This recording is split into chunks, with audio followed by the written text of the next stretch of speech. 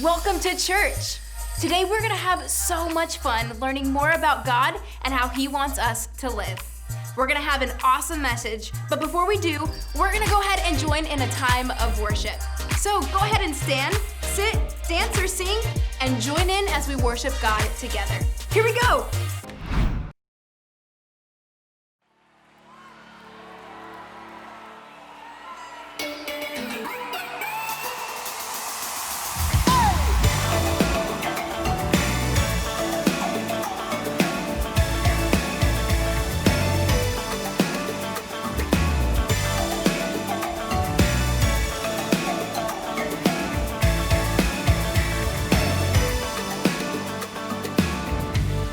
Struggle through the garden, following a serpent, tempted, but your love ran after me.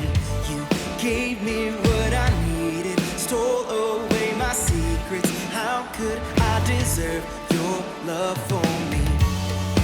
Even in my weakness, you are always there. Come on! I can see your light chasing after me.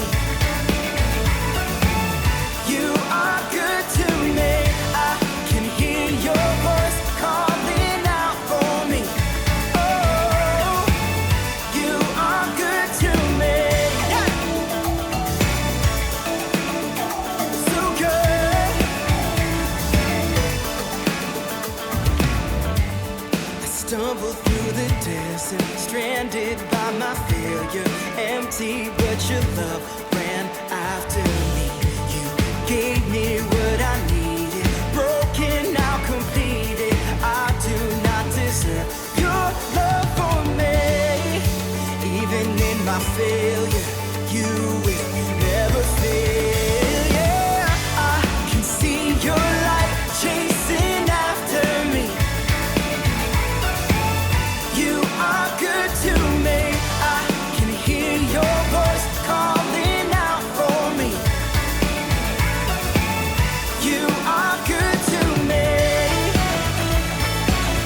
You are good to me. Good to me. Oh. Sing it out. More than all more than all I need, more than anything, you're so good. More than all I want, more than all I need, more than anything, you're so good. More than all I want, more than all I need, more than anything, you're so good. I can see your light chasing after me. You are good. Hey, I can see your light chasing after me. You are good to me. I can hear your voice calling out for me. You are good to me. Oh, you are good to me. Oh, you are good to me. You are good to me. Oh,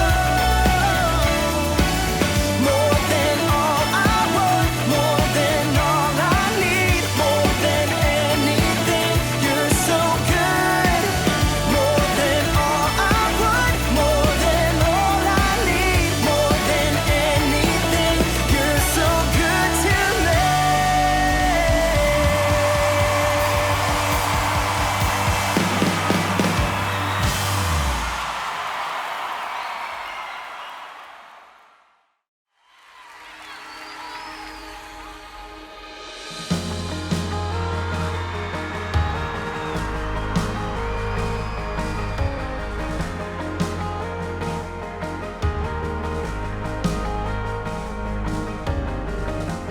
Beyond the depths of the horizon, beyond the shores of foreign sea, Beyond the stars we haven't found yet. Beyond the secrets of the deep. There is more than what I see, yeah. There is more than earthly dreams. There is heaven to be found here, yeah. If I am still enough to see how beautiful this life can be when there's more of you and less of me. Oh, Jesus, you are all I need. So give me more of you and less of me. Within the heart of your creation, within the depths of every soul, within the beauty of the mystery, oh, the wonders to behold. How beautiful this life can be when there's more of you and less of me. Oh, Jesus, you are all I need. So give me more of you and less of me.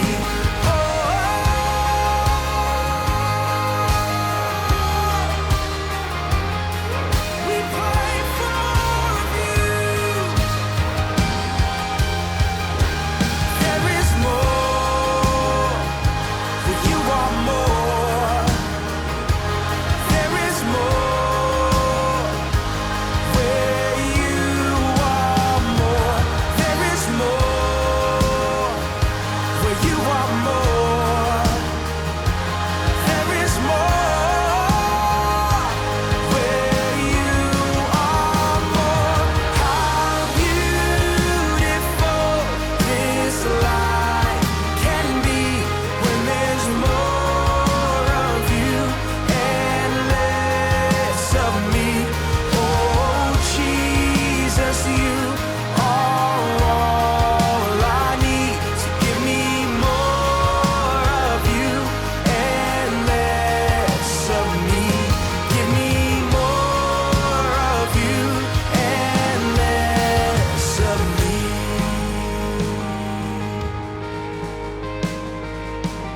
More of you, God.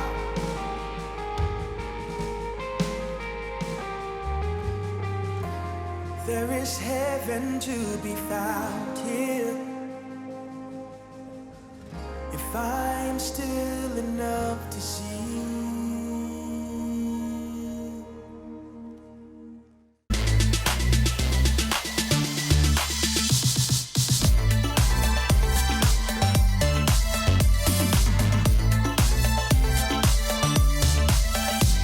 Hey guys, welcome to CCV. I'm Gavin, this is Matt, and we are continuing our conversation about the Bible, one of our favorite things. And we've been using these really, really cool Bible Project videos that explain how to read the Bible, how to better understand the Bible. Today we're learning about plot in the Bible. So I know, like if you read a story, there's a plot, there's something that the story is trying to say or whatever.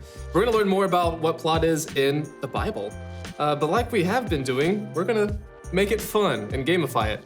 Now, in this video, fire is kind of a theme that goes throughout. So I don't know about you, Matt, but when I think of fire, I think of hot sauce. Of course. Hot That's sauce. naturally what I think of too, hot sauce. So remember, we have a word that we're gonna look for, and this word is plot. Why not? Because we're talking about plot. That is the word we're listening for, and then it's gonna go back and forth, and whoever it lands on at the end, we're not just drinking hot sauce or just like dipping something in hot sauce. We're gonna do a milkshake with these hot sauces in them. It's gonna be pretty fiery. I sure hope I win. Guess we'll see how the plot thickens. Okay, ooh, well played. All right, let's There we do. go. Are we starting Your Oh side. yeah, we'll start on my side. Okay. We're learning how to read different types of literature in the Bible. And we're going to start by talking about biblical narrative. So, narratives, in their most basic form, have characters in a setting going through a series of events. And how those events are selected and then arranged by an author, that's called the plot. A basic plot line begins with a character in her setting. But then something new or unexpected happens, causing problems that lead up to some ultimate conflict, which is then resolved and the character finds herself changed, living in a new normal. Now, when reading narratives, it's important to understand every scene in the context of its larger plot line.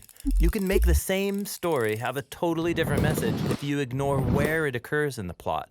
This happens all the time when people read the Bible. Really? Yeah, take for example the story about Gideon. There's this well-known scene where Gideon's trying to discern whether God will help him win a battle, and he requests a sign from God. Yeah, Gideon lays a wool fleece on the ground and asks that in the morning the fleece be wet with dew, but the ground totally dry, and God does it. Now, if you look at this scene just by itself, what is the conflict? How can Gideon know if he'll succeed? And the resolution? Test God, ask for a sign, and find out. Yeah, and that's how many people actually read this story, and it totally misses the point because it's ignoring the larger plot line. Really? Yeah, so let's start from the beginning. You'll get the context. The story begins with Gideon and the Israelites living in fear because they're oppressed by an invading people, the Midianites. Got it. Then there's the call to action. God commissions Gideon to defeat the Midianites and save Israel. Yeah, this is shaping up to be a good story. But then Gideon's super hesitant, so he asks God to do this magic trick, a sign, so I can know it's really you talking to me. And God stoops to his level. He gives him a sign by lighting this fire on an altar. So Gideon's already asked for a sign. And that's not all. In the next scene, God tells Gideon to tear down an altar to another god, but Gideon's so afraid, he does it at night. So Gideon's skeptical and also a bit of a coward. Then we come to the moment where Gideon's about to face the Midianites, and he's still uncertain, so he asks for another sign, the fleece. He says, I want to know if you'll save Israel by my hand. And God gives him that sign. And he's still uncertain, so he asks for even one more sign, which is just a variation of the previous sign. Okay, so Gideon's asking for way too many signs. Exactly. In the larger context, it's clear the plot conflict is not how can Gideon discern the mysterious will of God. The real conflict is when will this guy get his act together and start trusting God? Okay, so then what's the resolution? We have to keep reading. So Gideon gathers this huge army, 30,000 soldiers to fight the Midianites, and God says, no, way too many men. He whittles the army down to 300. Why would he do that? Well, Gideon's been testing God, so now God returns the favor. He tells Gideon to arm these 300 soldiers with trumpets and torches, and then surround the Midianites at night and make all this noise in the hills, which sounds ridiculous, but Gideon does it. And the noise scares the Midianites into this frenzy. They start destroying each other in the dark while Gideon looks on safely from the hills. So this story isn't offering the reader tips for discerning God's will. No, it's about God's commitment to use weak people with deep flaws to do more than they could have imagined. Okay, so short scenes, like Gideon and the fleece, are combined with other scenes making up a larger plot line. And tracing the conflict and resolution through the plot helps you see the message the author's trying to get across. Now, Gideon's story has been set alongside many other stories that are also about these flawed, often questionable leaders called judges. And each of these has its own internal plot line. But then altogether they make up a whole movement of the biblical story, the period of the judges, and that has its own unified plot line. And there are many movements within the story of the Bible. Exactly. And all the smaller stories, hundreds of them, they fit within the context of their own movements. And then these movements together make up the building blocks of the grand plot line of the whole story of the Bible. So no matter where I'm reading in the Bible, I need to pay attention to these different layers of plot so I can read each story in context. Exactly. The Bible is such a sophisticated piece of literature.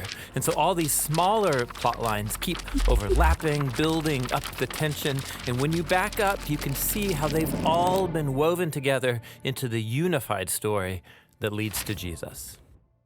Okay, well, what a beautiful ending to that video. Beautiful to all of us, actually. Not a beautiful ending for me because I'm the one who has to drink this hot sauce shake. We have your hot sauces lined up, Matt. I like all of these individually. Oh, wow, totally missed the blender. That's all right. So we're not gonna Get use some ice milk cream. because No, this- we have yeah. this. So much- Why would you use milk when you have this? Yeah, when you have hot sauce. Actually, maybe that's a good substitute for at home. Or actually, probably not. Probably shouldn't do that. I'm really glad you lost because I am not really good with hot sauce. I'm super sensitive. We'll start out with this one and get a few little Tabasco? in there. Tabasco. So this isn't like we're not gonna do one and make a shake. It's all together. No. So I don't get to I don't get to really explore the nuances of what ice cream is like with individual ones. Do not. This is all together. Just like that. Oh boy. Some Louisiana hot sauce. Huh? Oh, one drop does it. What about 2 drops? Boop. Or a few more drops. Oh, Maybe a little more. oh, hey. Hey. Ooh, let's see. Nah. I did. Oh! There we go, that's probably- Oh, hey! That's good. Hey. You won't even taste I don't it. know if that's evened out, won't but even taste it. I won't even taste the hot sauce. Come on, blender.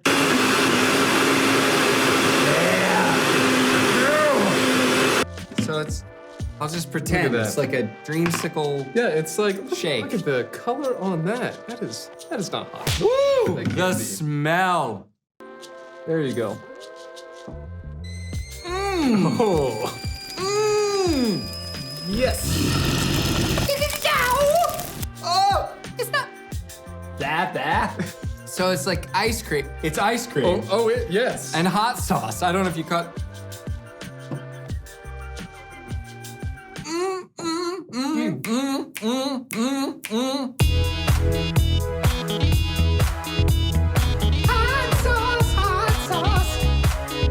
Right. They need to do something right now. Sorry, got in there in the sinus. I hope you read your Bible this week. In your groups right now, what you talk about, what you read, and did you understand it? Do that right now. Do you want some? No.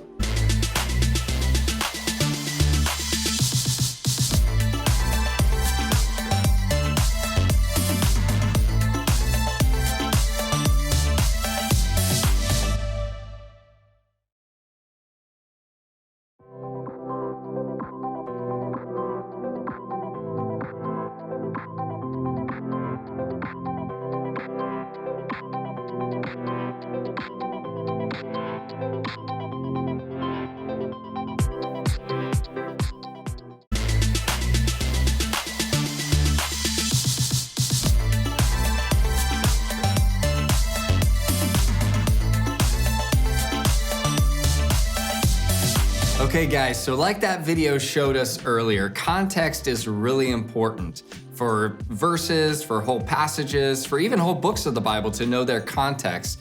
So in the video, they showed how the story of Gideon is oftentimes taken out of context if you don't read the whole story. Well, right now, Gavin and I are gonna go to a different passage in the New Testament and kind of show you how there's one verse that oftentimes people take out of context, and then we're gonna show you what it really means in its context. So, Gavin, if you wouldn't mind, let's read Philippians chapter 4, just verse 13 first, just verse 13. All right. I can do all this through him who gives me strength. Yeah, and some Bible translations say, I can do all things through Christ who gives me strength, same thing. So that's, read that, you can kind of hear that and go, oh, okay, I think I know what that means. I can do all things through Christ, or I can do all this through him.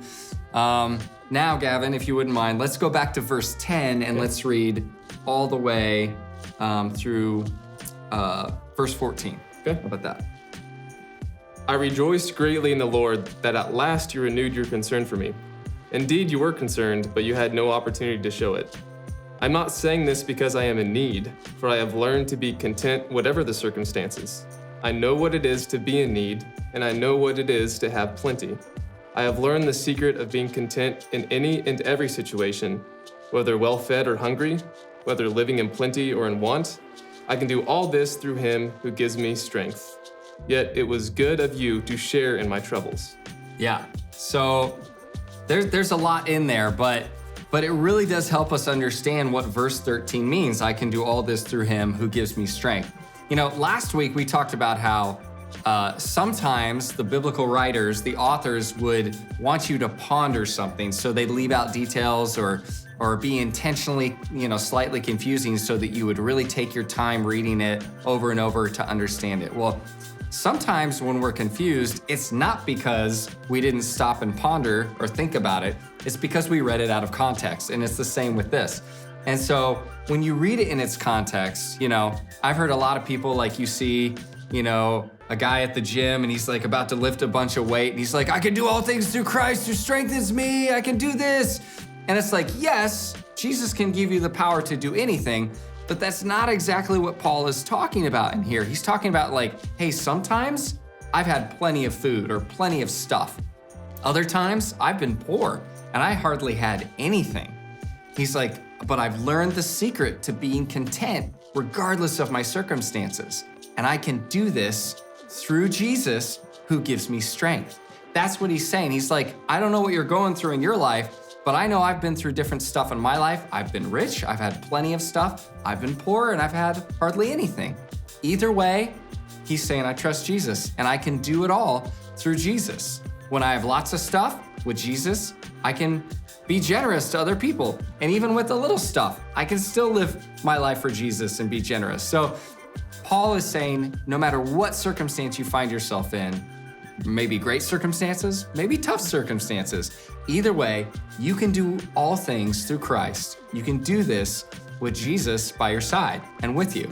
So that's why it's important to read the Bible in its context. And I just encourage you guys, as you read the Bible, I try to do this. Like, it's not easy to try to read a lot of the Bible in one day. Sometimes you just want to read a few verses. But try to read at least, a paragraph or a chapter. Or if you're really going for it, read like a small book of the Bible. That would be like amazing. Maybe the book of Jude. It's like one chapter.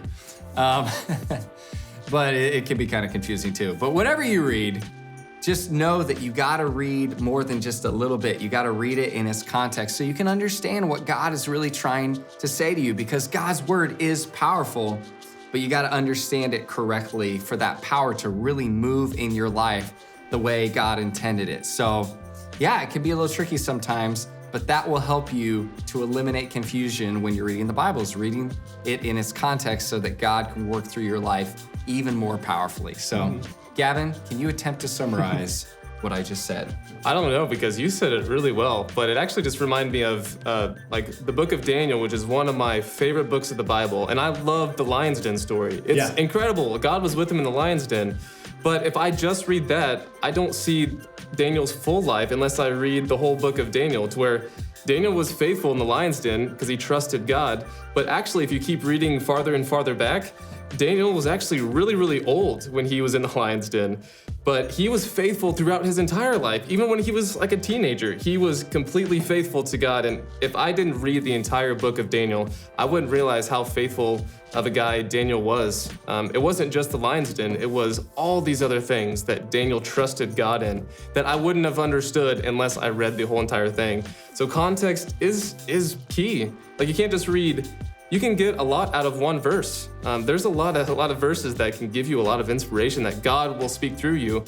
But even if you just read a paragraph, like you said, that opens up a whole nother world of what that verse may actually mean. And it gives you the whole bigger picture of God's story right in your grasp of the Bible. So make sure, if you can, try to read as much as you can. Like you said, not to so you get tired and confused, but so you can truly understand the bigger picture that God is trying to tell you.